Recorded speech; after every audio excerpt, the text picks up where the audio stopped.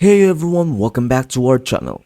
Today, let us journey together on how to use Bing Chat to make AI images. So, let's dive right into it. Step 1.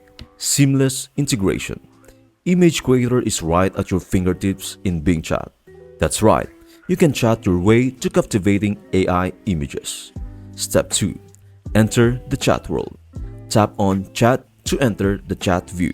Don't forget to switch the conversation style from more balanced to more creative to unlock the artistic possibilities. Step 3.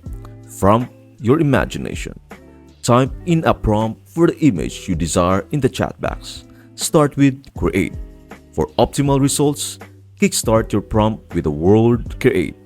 It's your secret to unlocking the full creative potential. Step 4.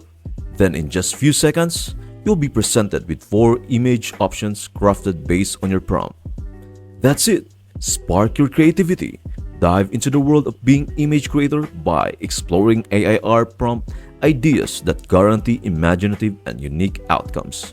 With Bing Chat's image creator, creating AI images is just a conversation away. I hope this video helps you out and see you in the next video.